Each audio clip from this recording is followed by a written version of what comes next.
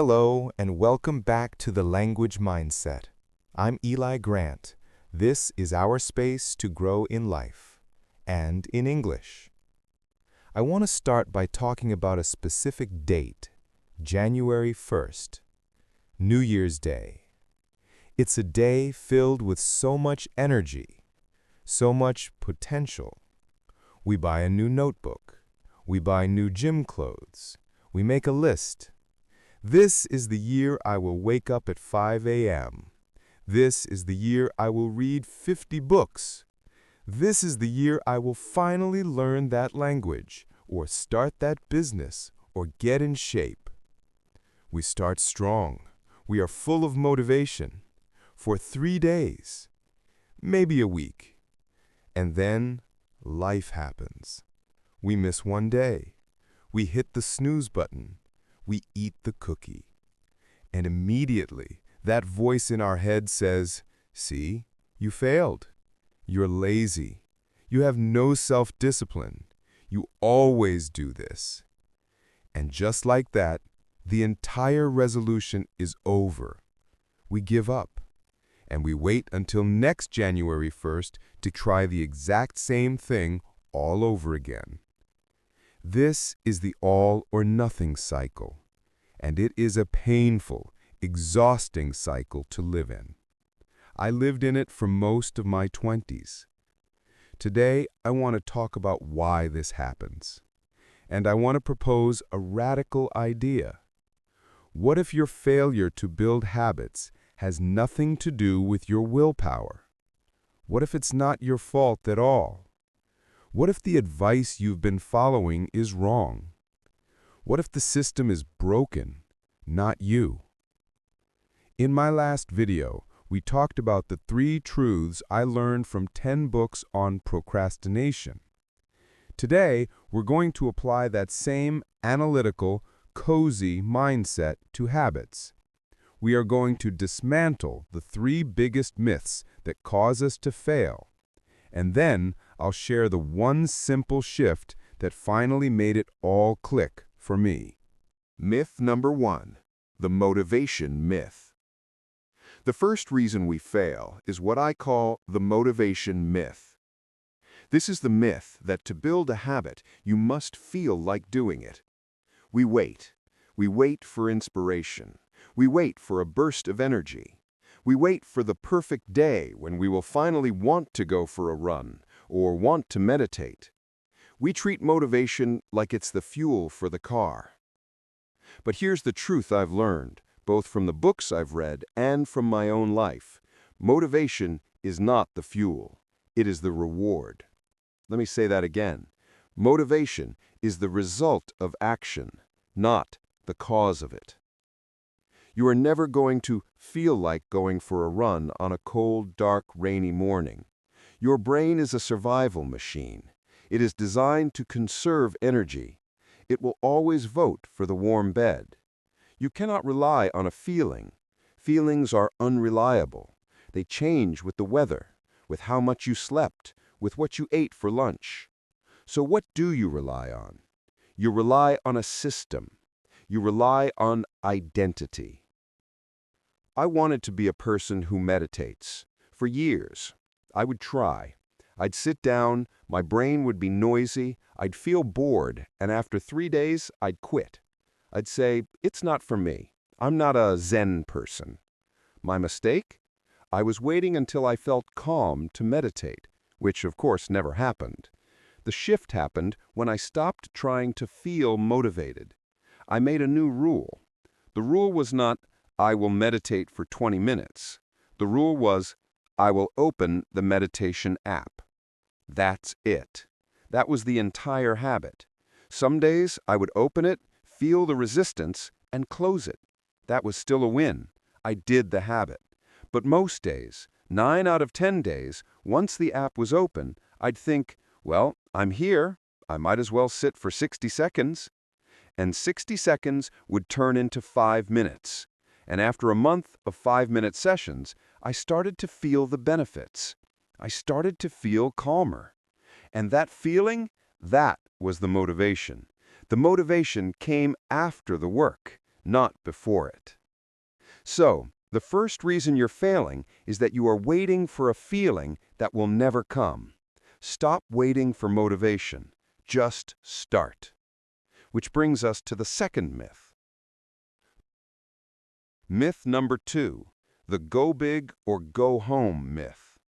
The second myth is, in my opinion, the single most destructive idea in all of self-help. It is the go big or go home myth. It's the idea that to make a real change, you must make a dramatic change. We set goals that are huge, unreasonable. We say, I've never worked out before, so my new habit is to go to the gym 7 days a week for 90 minutes. We say, I never read, so my new habit is to read 1 book every week. This sounds impressive. It feels good to say it, but it is a perfect recipe for failure. Why? 2 reasons. First, your brain hates it. Like we discussed in my procrastination video, your brain sees this giant, difficult goal and it triggers the threat response.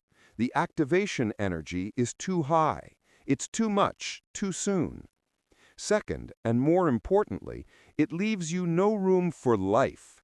It leaves no room for being sick. It leaves no room for a bad day at work. It leaves no room for being human.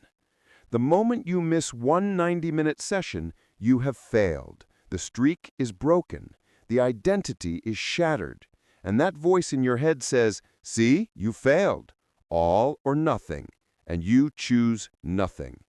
This is why you fail. Your goal is too big. Your standards are too high. The truth is, the secret to building habits is to do the opposite. You must go small and go home.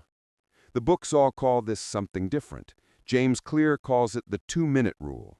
In our community, we've talked about the 5-minute rule. The principle is, make your new habit so small, so tiny, that it is laughably easy to do. Make it so easy that your brain cannot say no. You don't want to read 50 books. Your new habit is, read 1 page. You don't want to learn Japanese. Your new habit is, open the language app. You don't want to become a runner. Your new habit is put on your running shoes. This was the story of me and reading. For years, I wanted to read more. But at the end of a long day, my brain was tired. The idea of reading a 300-page book was exhausting. The idea of scrolling my phone was easy, and the easy choice always wins. So I applied this rule. I made a new habit. Read 1 page before bed. It felt stupid. What's the point of 1 page? But I did it. And on the first night, 1 page turned into 3. On the second night, 1 page stayed 1 page. I was tired. I fell asleep. But I won. I did my habit. I was a reader. This is the key. A habit is not about the quantity of the work. It is about the consistency of the action. It is better to read 1 page every night than to read 2 hours one night and then nothing for 3 months. You are not building a habit of reading. You are building a habit of showing up. So stop trying to be a hero. Be humble. Start stupidly small. That is the only way to win. Myth number 3, the missing the day myth. So, you've stopped waiting for motivation. You've started small. You're doing great. You read 1 page. Day 1, day 2, day 3. You have a streak. It feels good. And then, day 4, you get home late. You're stressed. You forget. You fall asleep on the sofa.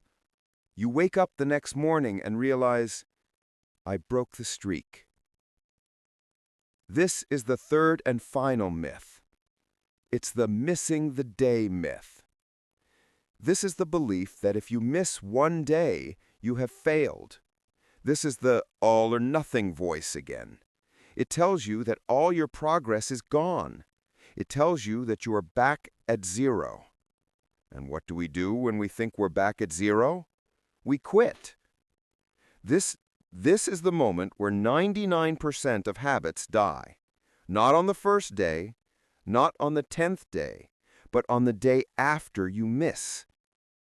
Here is the truth, and if you hear nothing else, hear this. Missing one day is an accident. Missing 2 days is the beginning of a new habit. A single missed day does not matter. It is a data point. It is part of the process. Life will get in the way. You will miss days. It is inevitable. The most important skill in habit building is not perfection. It is recovery. It's not about never falling. It's about how fast you get back up. The books all agree on this. James Clear calls it the cardinal rule: never miss twice. Your goal is not perfection. Your goal is resilience. When you miss a day, and you will, you must treat yourself with kindness. You must change the language you use. Instead of saying, "I failed, I'm a loser," you must say, "I am human. I was tired. Now, back to my one page." This was the final piece for my meditation habit. I had my little streak. I was doing 5 minutes a day. I felt great. Then I got sick. I had the flu. I missed 4 days in a row. The old Eli would have said, "See, it's over. You're not a meditation person, just quit." But the new Eli, the language mindset Eli, said something different. He said, "You were sick. Your body needed to rest.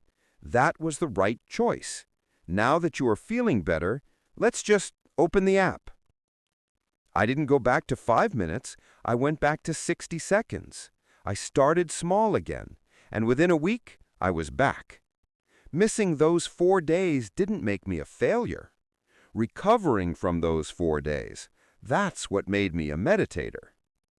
The habit is not built in the perfect streak. It is forged in the recovery. So please, be kind to yourself. Never miss twice. So let's review. Why do we always fail? It is not your fault. It is the system you're using. 1. The motivation myth. You're waiting for a feeling. The fix? Stop waiting. Act first. Motivation is the reward, not the fuel. 2. The go big or go home myth. Your goals are too big. The fix? Go stupidly small. Focus on consistency, not quantity. 1 page is better than 0. 3. The missing the day myth. You think 1 missed day means you failed. The fix? Never miss twice. Perfection is impossible. Recovery is the real skill. This is the new language mindset for habits. It's not about discipline or willpower. It's about systems. It's about kindness. It's about designing your life for small, consistent wins. And as we've learned, those small wins, they add up to a big life. So here is our dual challenge for today. First, for your life. Look at a habit you've tried to build and failed. Which of these 3 myths was the real reason you stopped? 1, 2, or 3? And what is 1 stupidly small habit you can start today? And second, for your English. Let's practice. Tell us your answer in the comments. What's the habit, and what is your 1-page or 2-minute version of it? Write down. Share it with us.